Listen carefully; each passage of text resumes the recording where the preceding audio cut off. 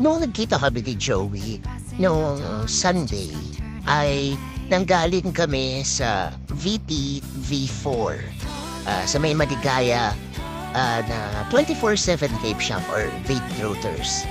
And right now, papunta naman kami sa TBC or The Big Cup dahil magkakape daw kami, sabi ni Joey.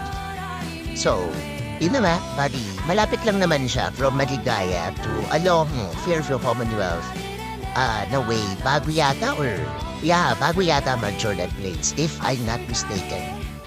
And iba talaga pagkagabi, may pagka-cinematic yung mga lights, pagka mga may neon.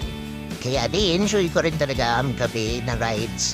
Bukod sa mas malamig siya, mas maluwag, and of course, the night lights are just amazing compared sa umaga na matraffic na, mainit pa, at medyo, alam niyo na, mas marami pang problema.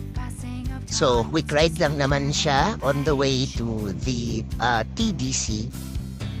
Near McDonald's siya sa may Regalado, Mindanao app ng Fairview. Si Joey yung nag-lead kasi hindi ko ganun siya kakabisado kahit na lagi ako dyan dumadaan, hindi ko yun napapansin. Kasi maliit lang pala siya doon sa area na yun, katabi ng McDonald's. Kaya hindi ko siya napapansin din. Marami kasing nagpo-park doon. So, hindi ako usually talaga napapatingin sa way na yun. Pero yun na, buddy, pwede na kasing pumarada basically kahit saan pagka late na kasi wala na rin naman ito rin dumadaan na madaming sasakyan na volumes. So, yun, papark lang kami doon. Medyo maluwag siya. Hindi nga lang ako nakapag-park doon sa medyo tagunyang area kasi madudulas ako kasi marami siyang mga gravel type na baka lumubog yung gulong tapos pipuin ako magtalsikan, makadamage pa tayo.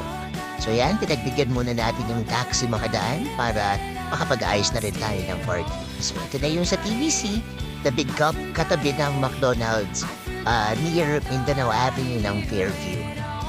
So that's it. I hope you'll ride safe, keep safe, and of course, have a good one.